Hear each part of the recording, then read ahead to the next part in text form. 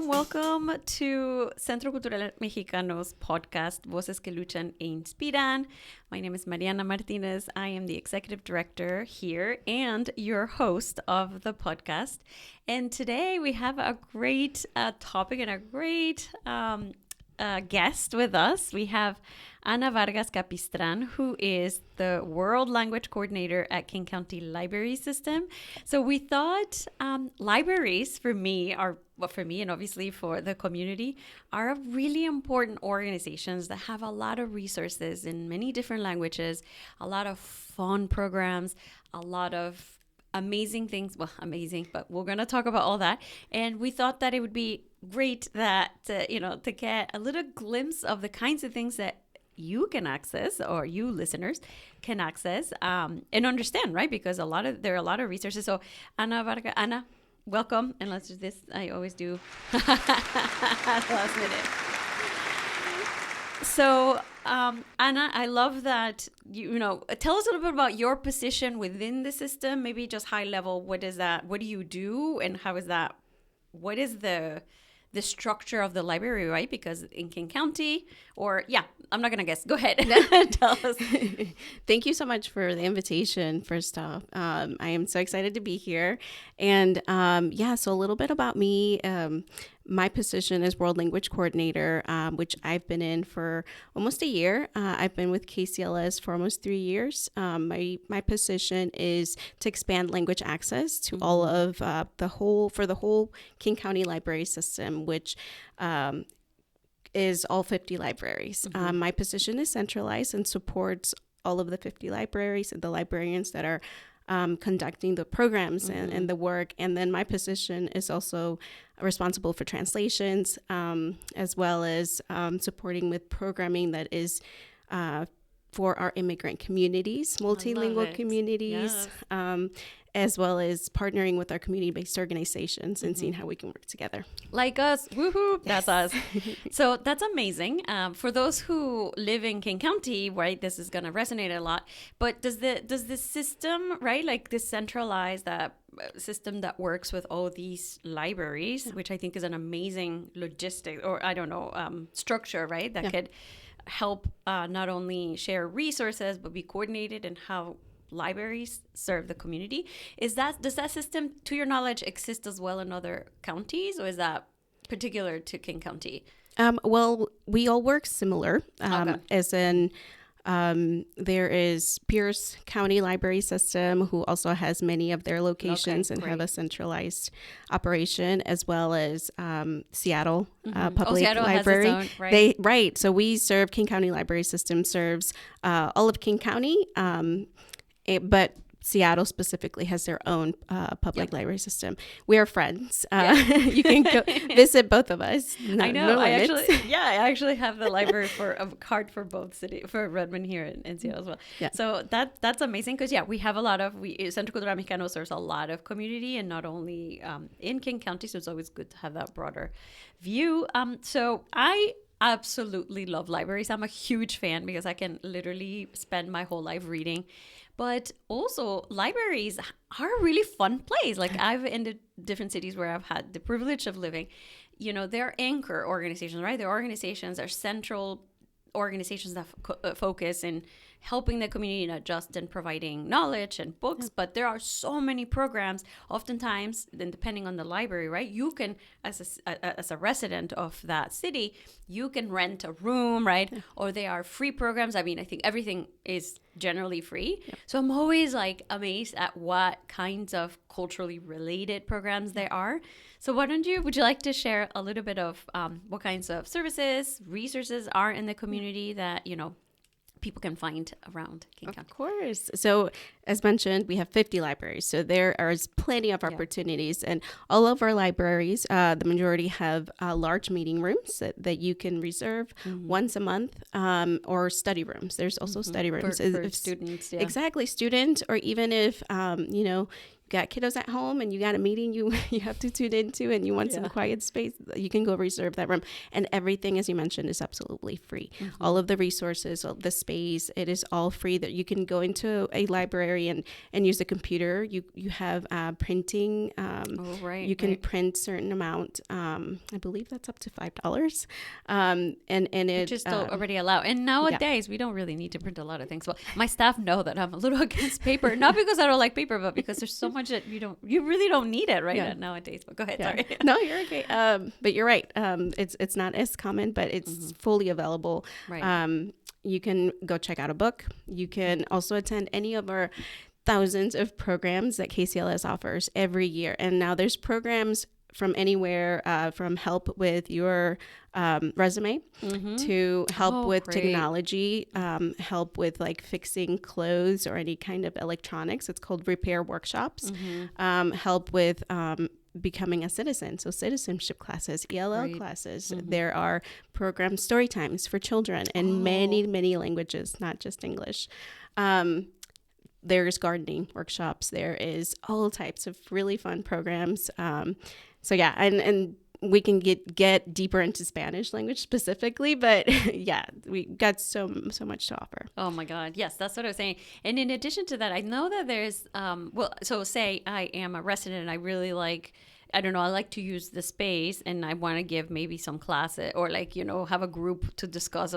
Maybe I want to build my own reading group, right? Like that's something you can do because you can rent the space and then advertise it to, right? Obviously you can't charge if it goes like that, right? Like you're renting it as a premise, right? Exactly. So it's reserving. We call it reserving the room. And we do have certain policies, like there will be no selling, has to be open to everyone.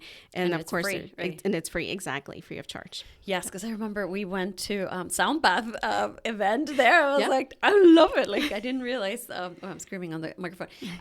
I didn't realize that all of these things could actually happen. So like the sky's the limit to what the kinds of programs. So yeah, I mean you mentioned Spanish. Maybe do mention like I'd love to hear a bit more about what kinds of programs that our listeners who most of or not all but speak Spanish what kinds of things can they find in the system? Spanish, I mean, it is the second most spoken language in King County. Woo-hoo. So, right? Also, I'll do this. Hey, Nicole, we need to get more than applause. We also have this one. Hold on. I like that one. Oh, actually, that's more fitting to what you just say. I need to learn how to use these. All right, go ahead.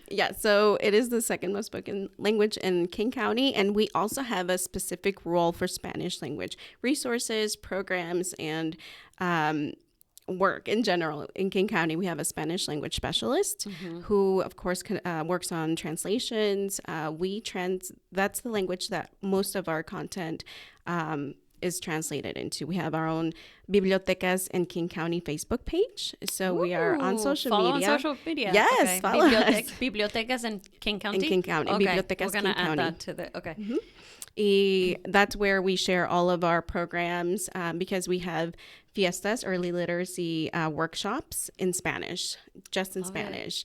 We have 4 series a year right now, and that's a huge program that's been around for, I believe, over 15 years. And we have book clubs. We have so many. I'm trying to think, but almost all of the campaigns that we have, we do translate them into Spanish. I'm a reading program. It's the language that we translate all of the content, web and on paper. The guides, everything is translated into Spanish. So we have endless. We have so many offerings in Spanish. I love it, and all the ones that I'm sure are coming up or that we can't think of. We actually had a partnership. Like we work very closely with Redmond Library, and we did Noche de Biblioteca, we called it. And we had, we were giving cards, library cards, as well as we had a poet who visited us and read some poetry. But, we also had a collection of books in Spanish, which I think is really important. Is that something people can find, right? Like, that is oftentimes my trouble is when I want to read, right? Like I want to be diligent. I continue reading books in the languages that I speak, and Spanish is one of them. Is like, it's hard to find books in Spanish. Whether you find, you have to buy them, but you don't have to buy them. You can borrow them from the library. Why buy? Like, because at the end of the day, it's going to end up, right? So is that something people can find? Certainly. So again, Spanish is very well represented within our system, including in the collections. If you go to a library and you say, you know what, this is not a huge collection of Spanish books in Spanish, you can go online into our catalog and it will show you what the entire system has available, all the books, and then you can have whatever book you want to reserve shipped to your local library. So you don't have to go all the way across the county to go get it. Amazing. But also we have books online. We have Libby. So you can... I forgot about that. Yes. You have it available on your phone or tablet. You can just download, you don't download the books, but you borrow the books electronically. Right? Yes. And there is also Make Make. It's a specific program for books in Spanish for children and teens. Access to it all the time, 24/7. And there's no limit to how many books you can check out. I love that. And Libby, that is something that a lot of libraries, because I know I've used it in other places. Yeah. You could also do Audible, right? Well, Audible is the brand, right? But audiobooks, that's... Yeah. Every place is Audible. Because we're free. Get paid to say that. Let's ask my our editor to learn that out. But yes, so that also something, because sometimes we don't have, what happens a lot of the times is we don't have time to read, right? Like that's something that... To it. Exactly. So listening to it, that's also something that's available, right? Correct. Yes. Awesome. Well, that is, I think, I get so excited, but that's all right. I'm a nerd. Yes, go be. But I really do think that the key to somebody's success, right, it really starts in reading, because it opens the door to curiosity. It opens the door to traveling, right? Like without necessarily traveling, if you don't have the possibility of traveling, reading a book is the best way to do so. It takes your imagination, right? Like whether it's reading it or listening to it, it really kicks in that artistic, right? Like I don't know, at the amygdala level, right? Exactly. Your brain, your neurons, like firing neurons of imagination. And that's why so many times reading a book is better than watching the movie, right? Because your imagination is always better than how someone else imagined it. And I can only think of 3 movies that came out of books that were actually good. The rest I'm always like, no, I'd rather have the book.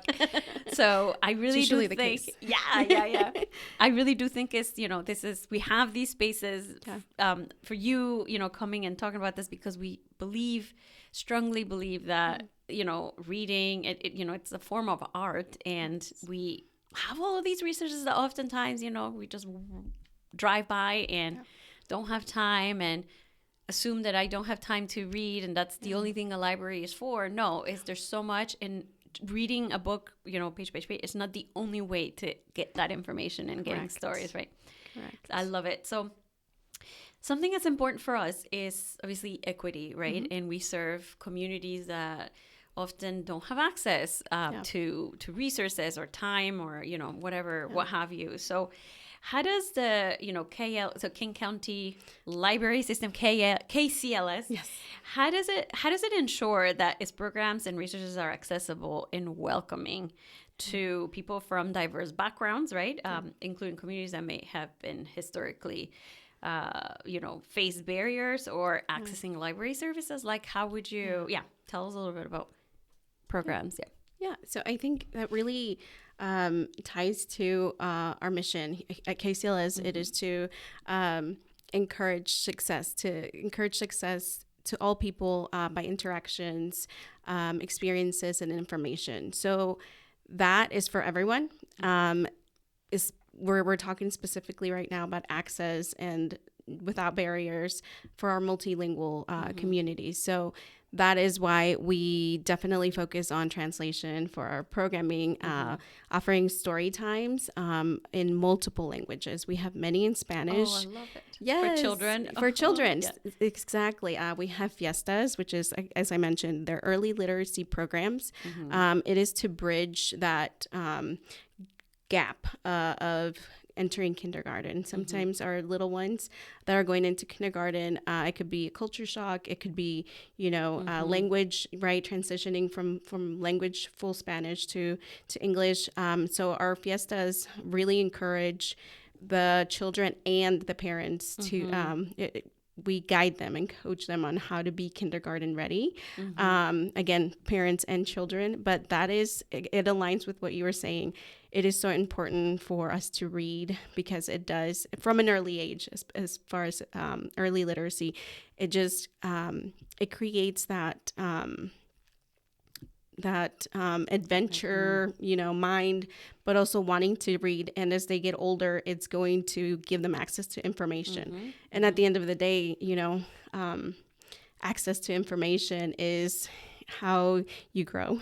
Right. And as you mentioned, how you begin to, I'm spiraling into this kind of, not in the way that I want to go. Sorry. No, but that completely makes sense. Access to information is absolutely what many people lack. And reading it, it's almost like you train yourself. We train our children to think critically, to say, hey, ask questions, right? Like through imagination, through information, through stories, because not every book is fiction. It could also be informational or about history or whatever the case is. And it teaches us to be curious, to use critical thinking, to use rational, right? Like inquisitive, whatever the case is. So no, absolutely. I think that's thank you for sharing that. Yeah, no, so I think where I was trying to go with it.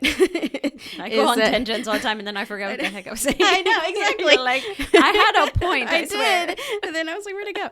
No, early literacy is definitely like the introduction that we want into the system to make everyone feel welcome. That program specifically in Spanish, and we do make it very culturally relevant. The books that we choose, the activities, the songs are fully in Spanish, and they are from many home countries in Latin America. So there's a huge cultural component to our programs, not just fiestas. We also had Hora de Cuento. So, there is, we have author programs in the fall for adults. So there is much connection culturally that the library really has in mind for all of our multilingual communities. Yeah, I love it. I think at one point I heard that the Redmond Library had a mariachi. Yes. And I was like, how does that work? Mariachis are pretty loud. I actually would love to tell you about last year we had El Día del Niño, El Día del Libro in Inspiran, and that was a very amazing program where we connected with all of the community-based organizations. And we had the local mariachi bands from the local high school come and perform at during the event, and it was just amazing. Again, it's that merging of culture and the library and access to information, reading books, all of that. That's awesome. Yeah, because to me, the reading, right, having access to not just books but also programs opens the door to so many possibilities. And a study came to mind, which I cannot absolutely recall where I read it, but was definitely from a credible source, is that in the reading, right, like when children go on summer, right, like summer break, right, and then come back to school, those who didn't have access to tutoring or, I don't know, just continuing some level of education or practicing during the summer, right? Obviously fall behind because then you start a new year, right? Like from whenever school start or ends, what is it, May or June, around that, right? Like then you have July, August, which is 2 months in the child's life. It's like forever. And right, it's those children that read did not fall so much behind, whereas those that didn't have access to reading or then fall behind, right? Like it's almost like we start from an unequitable place, right? Or not equal, that's the word. And libraries can really fill, and library programs like summer, right, can really fill these gaps because people who don't have access to pay a private tutor can actually take advantage of these programs that happen in the summer, or have their children get 10 books and have them read that. So these things are possible. Is just being intentional at what is happening in my library on the corner of my house. So getting involved. It's because you're absolutely right. There is that not retaining that full information, all of the information that was gathered throughout the school year. they kind of lose it a little bit, right? And so keeping that part of the brain active, like reading and, studying a little bit, that really, it does make a difference when they go back to school. So KCLS, we do offer summer reading program, and that is for babies, for children. Yeah, we think of the 0 to 5, so for babies, children, and we also have it for teens. And it's not just let's fill, the boxes. It is, okay, come complete the reading log and you'll get prizes just for signing up. And then along the way when you meet your reading goals. So that's really exciting. I love it. Yes. I think that's, having access to that, no matter what age. And when you said 0, like what could a baby be listening to? Well, actually, exactly. Read the book, because then that's how they begin to develop their 100%, vocabulary. Exactly. We don't realize that children, right, like understand, but actually they are like sponges. They're absorbing everything you say. Correct. And when the explosion of, I studied psychology, and at one point I thought I was going to be a child psychologist, but one of the things that I loved hearing or learning was that, that time where the child, and for some children, and please don't quote me because this was a long time ago, but when the baby, right, moves from not talking to start talking, right, like maybe a year and a half, or I don't have children, so I don't remember. 0 to 2 maybe. Right. Yeah. Right. A year and a half, 2 years old, or maybe a little older, depending. Yeah. But like they, all of a sudden it's like explosion of like, and that's because they've been like, accumulating all this information, and they often learn a lot or understand a lot more than they can actually speak, right? Yeah. And so it's the same. It's sort of similar when you're learning a language. Like you first start understanding it a lot more than you're able to speak it, and then when you kind of just push yourself and stop being embarrassed at saying it the wrong way, then you can start like really practicing. But love it. It's applying them with those words, right? Whenever you're reading to your child, you're giving them the words for emotions, for any of those activities. And they, like you mentioned, they're sponges. They'll pick up all of that vocabulary. And even going into the language component, has been researched, again, don't quote me too. We'll find it. We'll put it. where there are different parts of the brain in children that light up whenever they're learning, multiple languages at once. So it makes them, even more, work their brain even more. And so, learning a language that I did a study, like my senior project. Was it senior project? I don't remember, but it was a really important project where I, for talking about bilingualism and all of the benefits to it, and, memory, coordination, right? Like, work, communication, and like all the things that learning a language is, amazing. And our communities are, oftentimes bilingual, trilingual, right? Like we have a lot of indigenous communities whose first language is not Spanish. Mm-hmm. And so that's also something, to think about. Actually, one of the poets that came read us a poem in Nahuatl. I was like, my God. I'm learning Nahuatl. Are you serious? I'm like, yeah. We have books over classes. Please official request. I would love to. It made me so sad the other day. I was talking, I don't know what I was watching that, like, I realized I don't speak the language of my ancestors, right? Like I speak Spanish. Spanish is the colonized, the language. Yeah.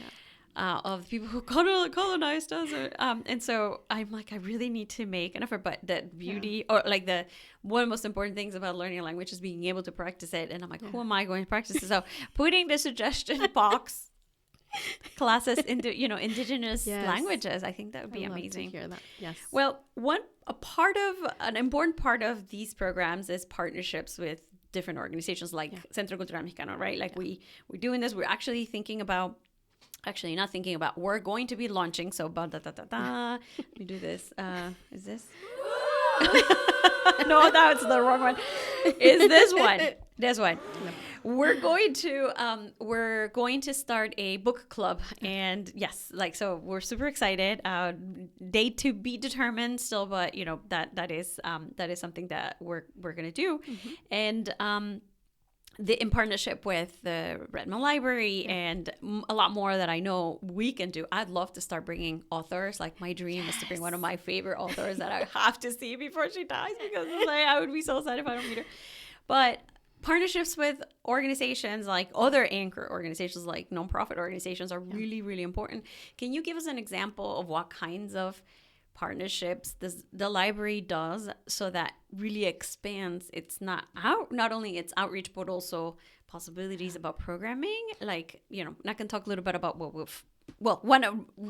reading group is one of them, but there are many others. So just tell us a bit of what those look like. Yeah, of course. So there, again, like I mentioned, there are 50 libraries. So at each library within King County, within the system, has their own partnerships with local community-based organizations.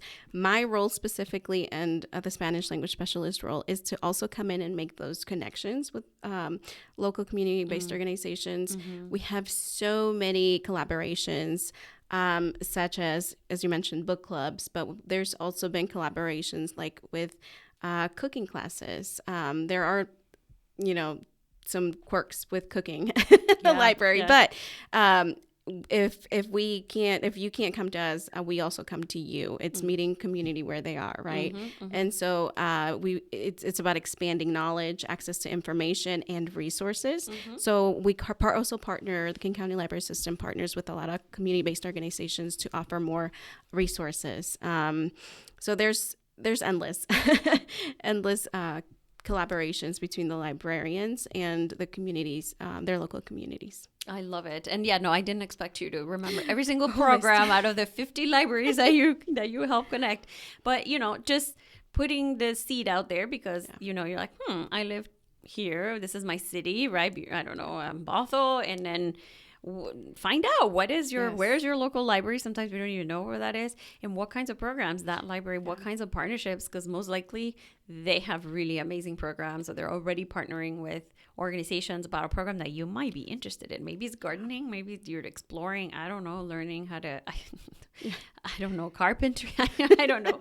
And the library has that connection to with it. And if the program doesn't exist, ask for let it. Us know. Yes. I think that's the other part. The biggest part is let us know what you do want to see, what you're not seeing in your library, what we're missing. Is there something that we need to address too? I think kind of going back to, who we partner with. Yes, of course, all the libraries have their own connections with the community-based organizations, but a centralized program, like we have our Welcoming Center. I don't know if you've ever heard of our Welcoming Center. Oh, no. I do manage that program, and it is amazing and a delight. So Welcoming Center is is at 6 of our libraries, and it is a welcoming ambassador is there to connect our community members with resources that are specifically in the community. So they refer our community members to those resources. It can be from legal consultations. You can set them up with free legal consultations, food, school, tutoring, community activities, any of that. The new arrivals, refugees, or immigrants can come and seek those kinds of resources for free. Wow. Yeah. Amazing. And I'm thinking, every time I hear welcoming, I always think welcoming week and welcoming initiative. Yeah. So TBD, more things to come, I think. I was going to say, one thing that we don't think the library may have available is maybe workforce development programs, or maybe searching, how do I find a job, or maybe I'm looking for a job. What kinds of, we don't think of the library as a source or as a place where, I could get resources to, get connected with jobs, but also, I don't know, I don't have my resume updated, or maybe I'm sending my resume 5 million times and I'm not getting hits, right? Yeah. And maybe because your resume is not conveying what you're applying, or you're not applying, one-on-one rules to how to apply for a job, right? Yeah. So what kinds of programs do libraries, or could you find in libraries around workforce development? There are so many from many different angles. So I do want to start with KCLS just launched its brand new, it updated webpage. Its webpage, its whole webpage, and we actually translated a lot of those pages into Spanish, as mentioned. Great.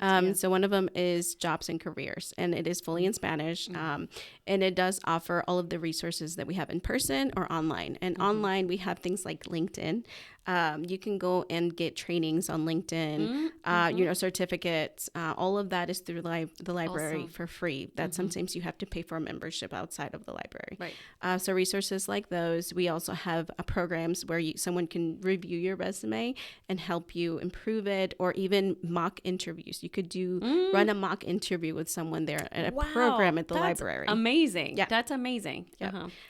So many programs that are specifically to assist with job aid search or being ready for Yeah. I didn't even think of that. I mean, see, all these things. Mocking, what is it? Mock interview. Mock interview. I think that's amazing because, I've gone through trainings in past lives and other jobs where, we have to do role play, and I know my staff will be like, oh, I hate it. I feel like silly doing this. But then when the actual situation came and, I know how to say it, and I know how to, because I actually role play. Yes. It's a way to train our brains and train our thinking into like how to respond to a question, because oftentimes interviews, they may ask, you're not ready. They're not going to share the questions that they ask. Exactly. And so this is a way to practice, right? Like, you know who you are and you know what you've done professionally, but go ahead and explain it in, 1 minute or less, or succinctly, or, like what's relevant to that position. And I think when I interview, for positions, I want to give feedback. I'm like, okay, in 1 minute or less, right? Like I try to give clues, because otherwise, they go on to explain for 10 minutes what they did. And you're like, no, this is right. So I think these are amazing resources. And nowadays, with the job market, it's really important to be really prepared, right? Like you can't afford to lose a job because you didn't explain it or you didn't convey the amazing experience that you have, right? So I think this is an amazing source to offer. So how to come, because I'd love to partner with the library for that. So for someone who hasn't visited the library or has never been, or I don't even know, this is the first time I've learned that the library has these kinds of programs. What would you want them to know that about the role of the library that plays in the community today? Like, what would you share? How important? Maybe and maybe at a personal level, what would you say to someone that have never been to the library, or encourage them? Yeah, no, I think. To share a little bit about myself, my family and I migrated here from Mexico back in 1999, I believe. And I came in with zero English knowledge, brand new to the community, as many of our families, you come in brand new. And so I had to maneuver, navigate a world where I didn't speak the language, didn't know anybody. And so I have that experience, and being in my role, that's what I think, like, okay, what more can we offer to let our community know that our libraries are a safe, public and safe and free space for all of our communities. And we offer, again, everything is free. It's the books, information, the programs, because we want to see our communities succeed. So the one thing that I would really love for everyone to take away is that it's free. We don't share your information with anyone. I think that's really a very important part. And it is open to everyone, and we want everyone to feel welcome and come in. If you don't see a book that you want, let us know. There's a specific page to let us know. If there are things that you would like to see in your library, like, get involved. If there are things that you're not seeing at your library that other libraries are offering, let us know. We have Español @kcls.org, Español @kcls.org, and that goes directly to me, actually. So send me. Be careful, you're gonna get 50 emails right now.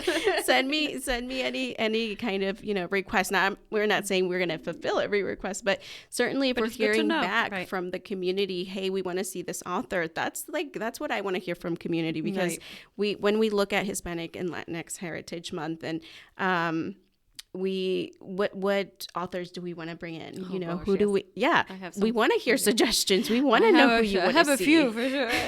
Can CBOs give suggestions as well? We're gonna. Yes, no, I love it. And thank you so much for sharing your personal experience. I think it always helps in providing perspective as to why are you good at your job, right? Like when I was little, I used to do this, and most likely, as you said, we arrived to the U.S. without. It was the case for me as well. I didn't speak a word of English, or maybe I did know pollito, chicken, gallina, hen, lápiz, pencil, y pluma. That was the song I knew. In Mexico. Yes, that's it.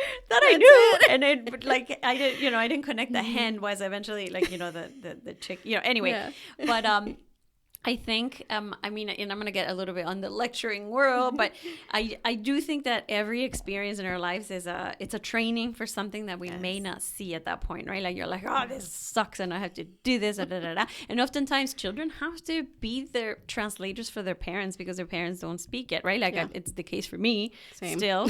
I remember paying American, my mom's credit cards and like talking when I was little, and I talk as if it was her. And I was like, it's due now. Oh, yeah, no, Miss Castro. I'm like, yes, ma'am.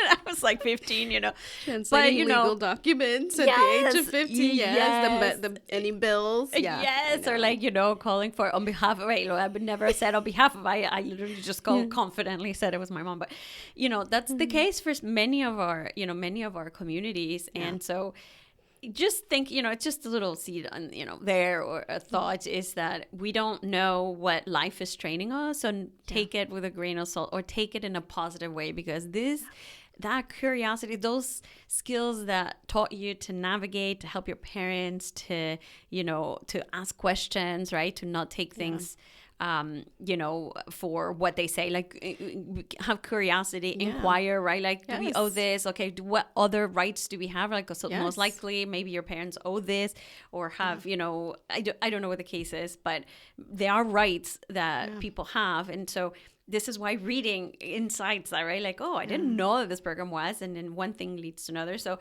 I think it's, I love that you share that, because that trained you, right? Like that inquisitive, or like helping your parents in the way that also, for me, and I know for my staff, for many of them as well, is there's skills that have brought us to not just grow personally, but also professionally, because those are the skills that we can apply later on at work. Because guess what? You hated doing it but then your new job now requires you to research, right? And then, well, I thought I was escaping from it, and now I have to do it professionally. But at least you get paid, right? Yeah.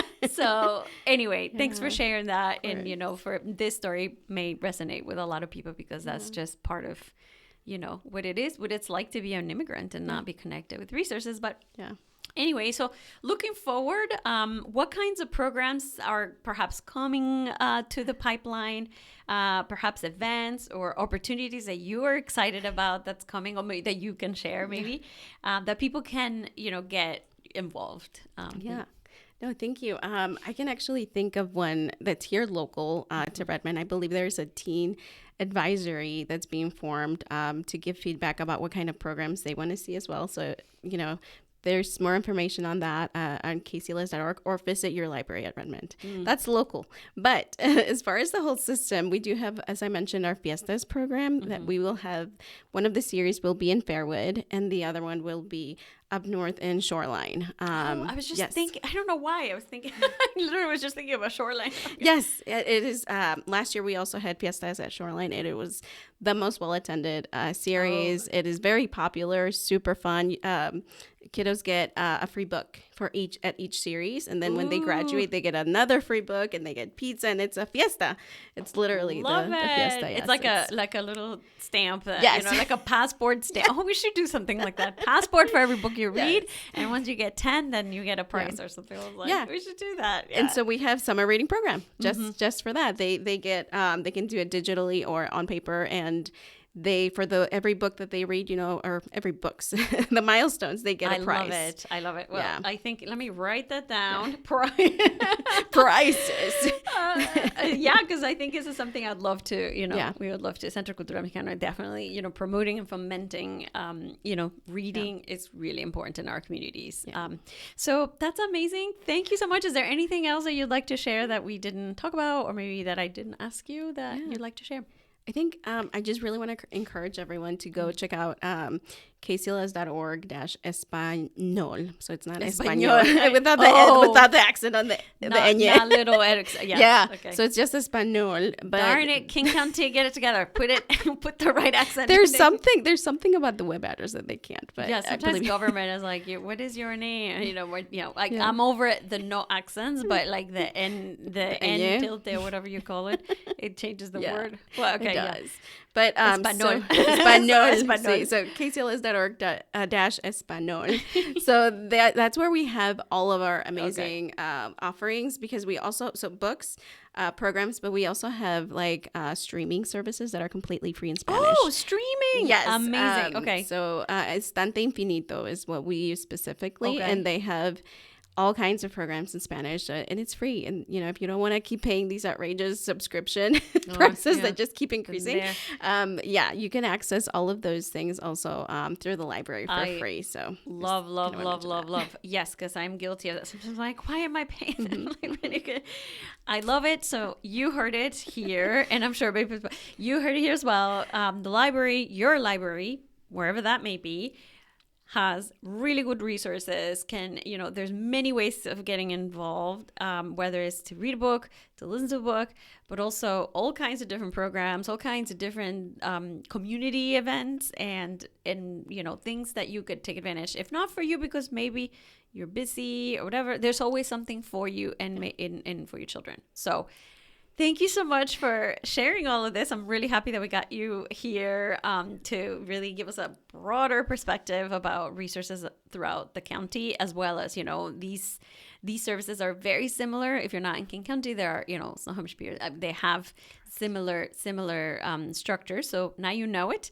We're going to put in the legend, I always say this, even though I don't know what I'm pointing, all of the resources that you mentioned so that people can have access, and definitely more to come. We partner with the Redmond Library, and so I have lots of ideas, and including bringing authors, including, partnering for, some of the programs that you mentioned. So thank you so much. Thank you so much for joining us, Ana. Good luck with everything, and I hope that you continue to spread knowledge that is much needed in our community. So to all of you who listen to this, thank you so much for getting all the way here. Take a look at your resources, and more importantly, get involved in your library. With your library, rather. So I'm going to mention a few of the things that are going to happen. Speaking of events and things that Centro Cultural Mexicano do. So for the month of June, is actually the month of Pride. So Pride, el mes del orgullo.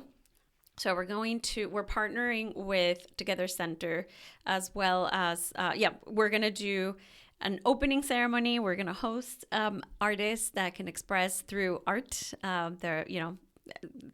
their art and their views of life, etc. So this is going to happen on, is it Thursday? I should have this right away. It's Thursday, June 18th at 6 p.m., 6:30 to 8:30. So just come join us. And of course, library folks are invited. And this is going to be great because we're doing the opening reception, and Together Center is going to be doing the closing reception. So that's in partnership. And this is an annual event that we always, do. And in addition to that, we're doing our English classes. Or English learning, as well as Spanish learning classes are going to start. We are changing the dates, so we're going to announce the new cohorts online soon. And then what else? We continue our programs supporting small businesses. So I know one of the cohorts is finalizing sort of the different sessions that they went through. Oh, and we didn't talk about AI. Forgot about AI, but there's a lot. We also we have so many other things. Yes, exactly. But AI is definitely something, or artificial intelligence is definitely something that, we believe within our equity, our digital equity goals and strategies. But yeah, so we continue to support small businesses. And yeah, lots more to come. I think as far as major events, that's what it is. We just celebrated the watch party, so hopefully you had the opportunity to come visit us for that event. And as official ambassadors for the city of Redmond for the FIFA, well, we're not the official only. No, let me rephrase that. We are ambassadors, not official ambassadors. Ambassadors. There's a few organizations that, along with the city, are partnering with for FIFA and everything that's happening, as we know, Mexico. So we just had our watch party, but more to come. More is happening here in Redmond. So just follow our social media, follow City of Redmond. We're gonna put that in the also in the legend to provide information if you want to get involved. And we know that our communities are big fans of football, soccer. So yeah, so more to come. But other than that, we'll look forward to seeing you at Pride and celebrate with us. And thank you again, Ana. Thank you so much. And yeah, we'll see you in a month. Bye, guys. Bye, everybody. Bye-bye.